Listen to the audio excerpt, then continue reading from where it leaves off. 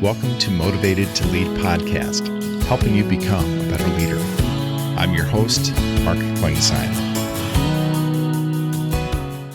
Hi, everyone. Thanks again for joining us for our podcast this week. My name is Mark Herschberg with SEMA Partners. Each week, we interview leaders and they share lessons learned from their careers. Our goal is to help you become a better leader. If you're new to our podcast, I encourage you to go back and listen to some of our previous guests. We've got some great guests that are coming up at the end of the year as well as in the new year. And this week, we're happy to have join us Mark Herschberg. Mark is a author of the Career Toolkit, which is the essential skills for success that no one taught you. He's been educated at MIT, and he has spent his career launching and fixing new ventures and startups. He helped create the Undergraduate Practice Opportunities Program at MIT, the Career Success Accelerator, where he taught for 20 years.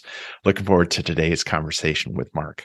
Can you give us just a little bit of your story, a little bit of your career path? It's always interesting to hear people's stories. I have a rather unusual dual career. I came out of MIT back in the 90s and started out as a software engineer. I realized I wanted to become a CTO, a Chief Technology Officer, but understood that to get that role, it wasn't just about being the best engineer. Sure, I needed those skills, but there were other skills: leadership, negotiating, team building, communicating. No one ever taught me this stuff. So I had to develop those skills in myself. And as I did so, I realized these skills are not just for executives, but for everyone. So I started to upskill my team. Now, while I have gone on, I've been a CTO and these days a CTPO. And so I run technology and product at different companies. It turned out MIT had discovered this same shortcoming. Companies were saying, these are the skills we want to find, not just in your students, not just in engineers, but universally, and we can't find these skills either. So MIT put together a program referred to as the Career Success Accelerator. And I said, well, I've developed some material for my staff, happy to give it to you. And I thought that would be it. But instead, they asked me to help develop more content and then to stay on and teach. So I've been teaching in parallel to my building startup companies. In parallel, I've been teaching at MIT for 20 plus years and have also now done the book, the speaking, and other things. So I have these two careers in parallel. Very interesting. So I asked this question of every guest that we have on. If you were able to go back and talk to a 22-year-old Mark and give him some advice, what would you tell him? I wish I understood the importance of some of these soft skills, as most people call them. And there was a great analogy I learned from Charles Lazarson, who I've taught with at MIT for years. He gave the following example. Imagine you have a rectangle that's 4 by 10, and you want to increase one of the sides by 2 units to maximize the area. Which side do you increase? And feel free to pause the podcast if you need a moment to remember your 6th grade math. The answer, of course, is you increase the short side. You go from 4 to 6 for 60 units. Okay, great. So that's math. What does this have to do with our careers? If you think about what's happening conceptually, those 2 units of work, the 2 extra units of effort you put forth to get better, if you put them on your long side, they're only amplified by those 4. But when you put them on your short side, you're amplifying that long side. Now, all of us have long sides and short sides. One of my long sides, technology, engineering. You want that as CTO. Yours might be finance or sales. And we all think about our long side and developing that. And we should. If I don't keep up with technology, I become a dinosaur.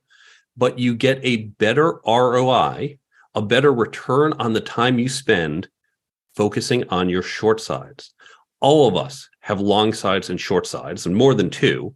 And so we want to continue to develop those long sides, also put some time into those short sides.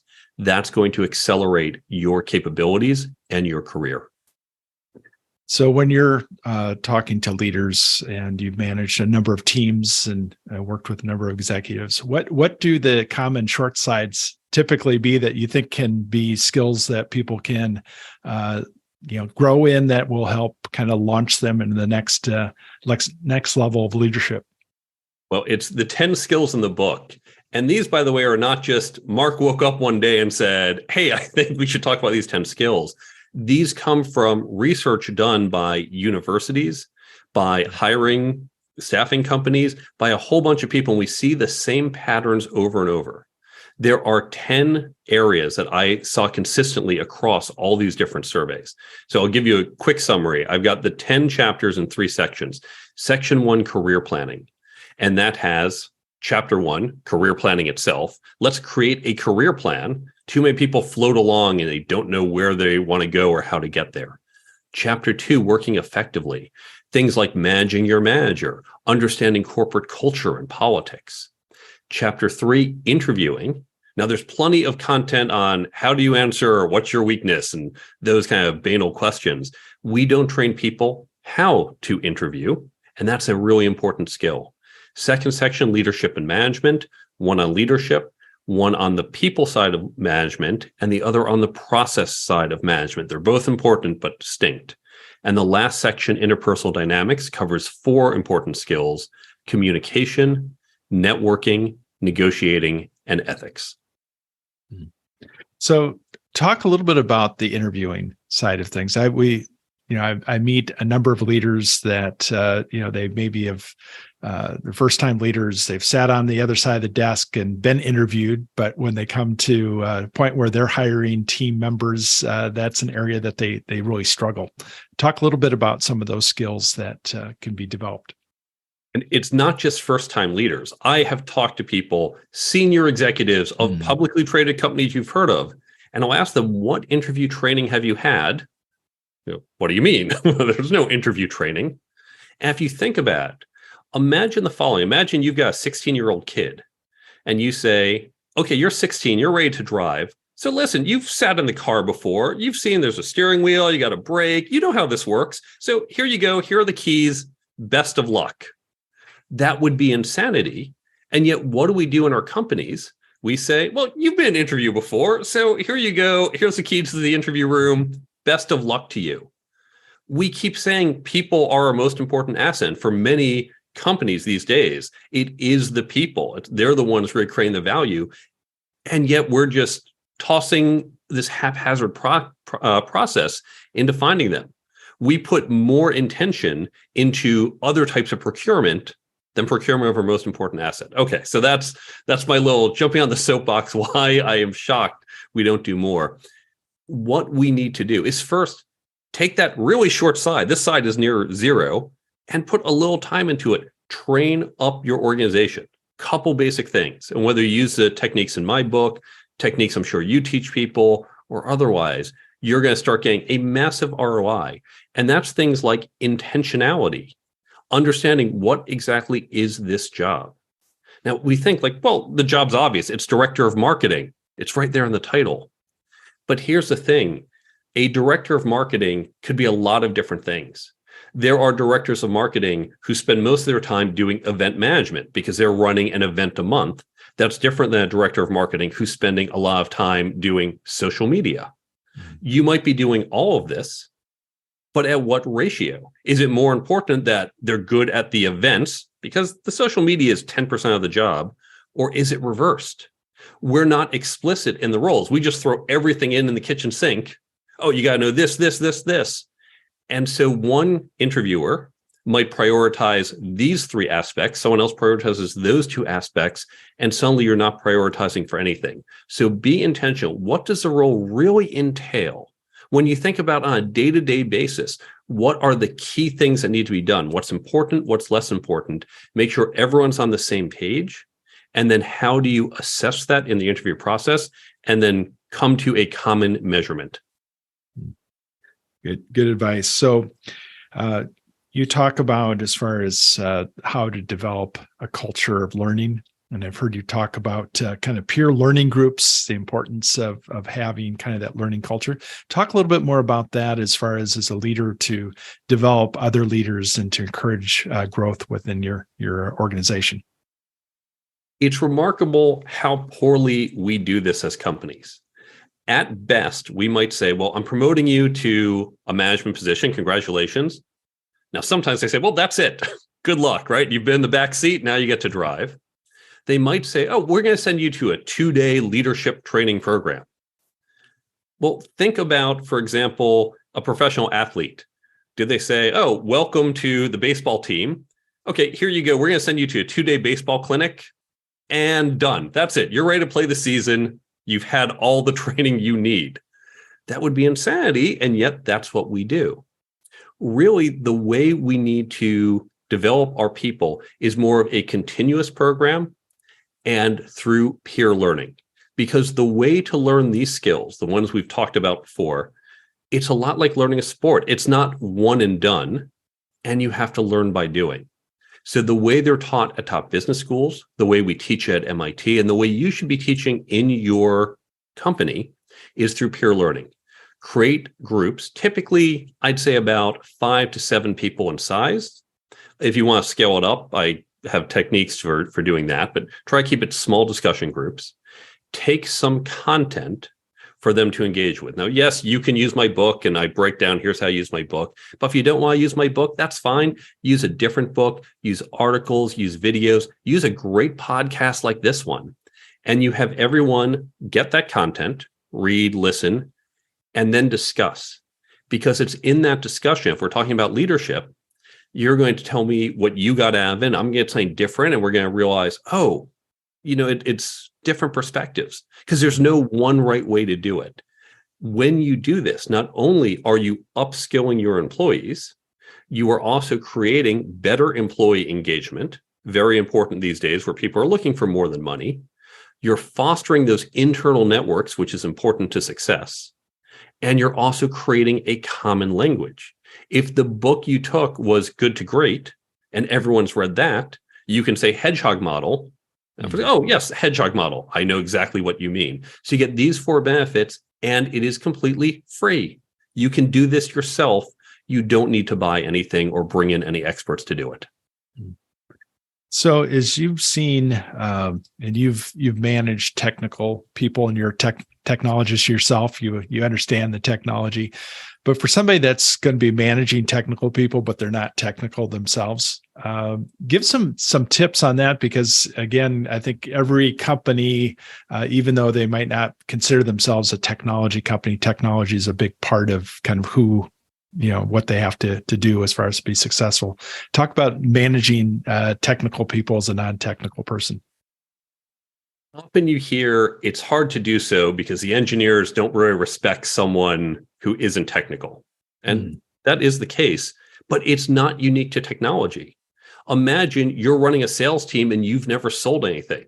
Do you think the salespeople are going to look at you and say, oh, yes, of course, you're a fearless leader. I trust everything you do. They're going to say, you don't know the first thing about sales. It's really true for any of the departments.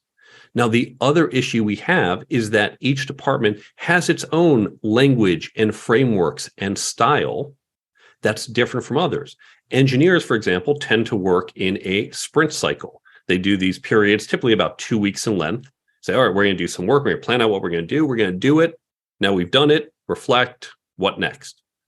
That's not how salespeople work. Salespeople at many companies, it's, okay, 10 people, you're all on your own. We'll check in once a week, but just go, go, go. In fact, you're competing against each other, right? You've got the sales leaderboards. Engineers don't compete against each other. They collaborate. And just understanding these cultural differences. So whether it's engineering or any department, understanding the culture and the language, you as a manager need to get steeped in that so you can engage them in the way they're used to. Because if you try to make the team adjust to your style, that's going to be a lot harder. You're going to hear the screeching tires because they're bigger than you are. There's more of them than you. I know I've heard you talk about the importance of having a plan when it comes to meetings, because I think that's part of most people's days is that they have meetings, and sometimes you sit in a meeting and go, why are we even doing this? Talk a little bit about that and the importance as a leader to have meetings that kind of help the organization move forward. You need to be intentional in your meetings, just like in hiring. And now here is a simple model for how to think about your meetings. There's effectively 3 types of meetings, aside from maybe a one-on-one you and I have to get together. But we're talking about really meeting in groups. There's 3 types of meetings. There is the broadcast meeting. I need to update all of you. And that might be the CEOs giving the quarterly address to the company, letting everyone know what's going on, or a couple of the executives, let's give everyone an update presentation. There is the end-to-end meeting. And that might be your weekly staff meeting. Okay, there's 5 of us. We're all going to go around. Everyone just give your update. Here's what you're doing. Here's any issues you have. And everyone just shares with everyone in the meeting so you're all on the same page. The last type of meeting is a decision meeting. This first 2 were just information transfer. The third, decision. Hey, we need to make a decision, whether it's the budget for next year or what are we going to spend on the holiday party, or should our logo be green or blue? Whatever it is, we have a decision to make. Those are the 3 really elements. Now, you might have a meeting dedicated to just one of those. Often we do, like the weekly status meeting. You might combine them. Hey, everyone, we're going to get together, give updates on the project, and then decide on the direction to go in. But you want to recognize what is each part of the meeting, what are we trying to do, what type is it, and do we have the right people for it? And when you have that intentionality, you can then be much more directed and efficient with your meetings. Now, I know we talked a little bit before we started the podcast that how our world has changed in the last couple of years, especially with virtual teams. Any tips on managing virtually? And I know you've been doing that with companies and organizations. What are some things you've learned about that in the last couple of years? I've been doing this for decades, going back to 20 some years ago when we had our offshore teams over in other parts of the world. And I've been doing that ever since. But I actually was running a virtual company in 2017. We were all distributed long before we had to be. And I found a couple things were helpful. One is we would bring the executive team together. I was on the executive team. We would come together at a regular cadence. We'd get the whole team together. So when you think about your whatever group you're part of, whether it's at the executive level or your department, recognize there is some cadence where you want to come together just to kind of keep the pace. There will be times, however, where it makes more sense to be together or apart. So I also, even though I had a team in New York where I live, we didn't get together every day. We were a virtual company. I found we were aiming for 3 days a week in office, found us about 2.5. So we don't need to be together every day. We aim for 3. What I found is when it was really rainy out or cold or snowy, suddenly I'd get a lot of, the commute is slow today, I'm going to be home. But that's generally that was sufficient for us. But you have to understand what's right for you and recognize that's going to change over the course of a project. Imagine if you're starting a new project. That's where there's a lot of uncertainty, confusion. We have to have a lot of discussions. You might want to be together for, if you're in the same city, maybe 3 or 4 days a week in the office, or maybe you fly everyone together for a solid week. Okay, now you get the project going. You can just have your regular cadence. And now towards the end of the project where it's, hey, did you get this? We got these deadlines. I got to coordinate everything. Again, you might need to be together more often. So don't just say, well, this is our process. Define the process that is right for your particular team and project and culture. I have to ask you this question because you're in technology. Any apps or things that you use that make you more effective as far as in managing or personally in your own work life? Bunch. And of course, one that I'm now really addicted to is the one I created, the Brain Bump app. One of the things I found is that I would read a book or listen to a podcast like this, and, there's really great information. And then I forget a few days later. Well, that's not good. The tips I gave on the different meetings, 3 different meeting types. Are you going to remember that in 3 days? Probably not. I take notes on the books I read, but I never go back and look at them. And so I often forget them. And I recognized really we need information in 2 ways. There is just-in-time information. So I have networking tips in my book. Where do you read those tips? Sitting on your couch. Where do you need those tips? Right as you're walking into the conference, nowhere near your couch. So we need to access those networking tips or type of just-in-time advice right on the spot, when and where it's most relevant. Then there's also foundational advice. Foundational advice, if you're a new manager or leader, you don't know 2 minutes before you need to jump into a problem what exactly is happening. You didn't even know till they walked in your door. So you need to build up that foundational knowledge. We know the best way to learn is through spaced repetition. fancy name for look at the book again, but we're not going to do that. So what I've done, we created the Brain Bump app. And in this app, we take content from books, blogs, podcasts, classes, talks. Right now, we have primarily business content. We'll look to expand later, but it's all business content that's relevant to this audience.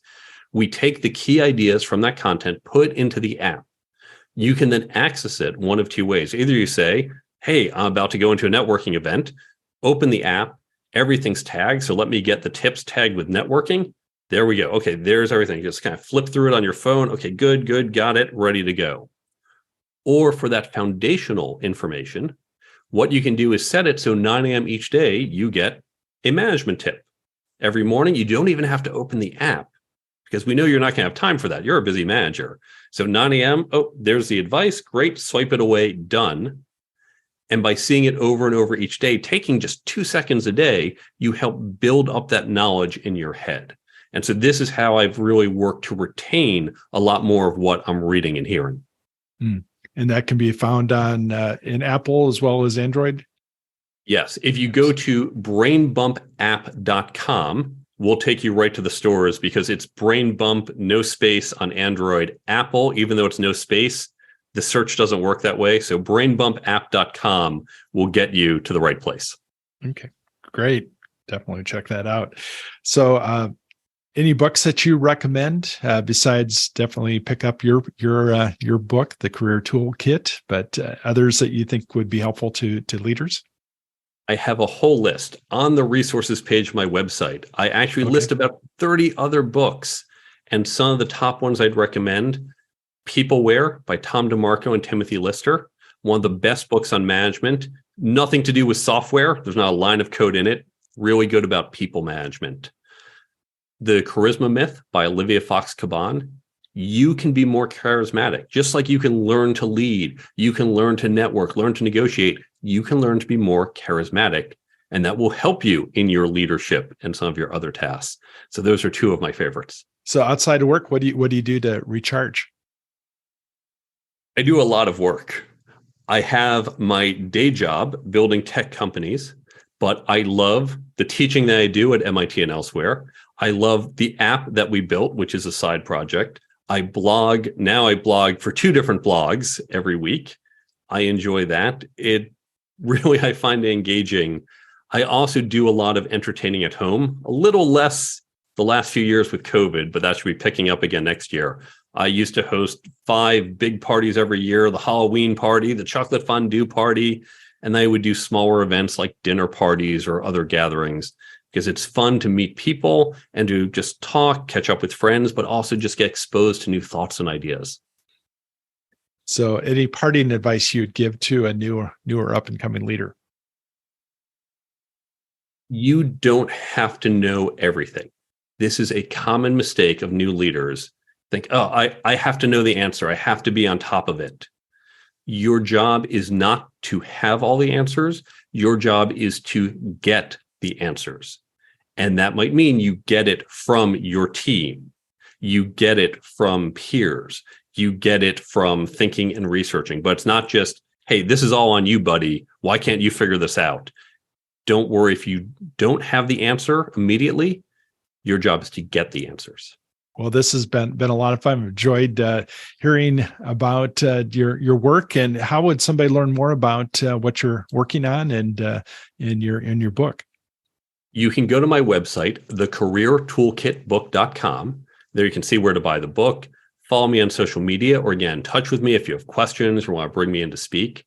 There is the blog I mentioned. One of the 2 blogs is on that website. And there's an entire resources page. That's where I list some of the books we mentioned. The peer learning we talked about, the first download, completely free. I don't even ask for your email. Teaches you how you can do that. And by the way, you can cross my name out. The copyright's open. Put your name on there and say, here's a brilliant idea I came up with. I just want you to use this and be successful. There's interview guides on there from both the candidate side and the hiring manager side. So a lot of free resources to help you. All of this at thecareertoolkitbook.com. And then, of course, the app we mentioned, Brain Bump, you can find brainbumpapp.com, also completely free. Well, I will definitely be checking that out. Encourage our audience to pick up a copy of your book, as well as check out your website for those resources, and wish you continued success in all you're doing. Thanks for having me on the show. Thank you for listening to the Motivated to Lead podcast. Please subscribe on iTunes. You can also see a video version of this interview at motivatedtolead.com. This podcast is brought to you by SEMA Partners, helping you find your next great leader.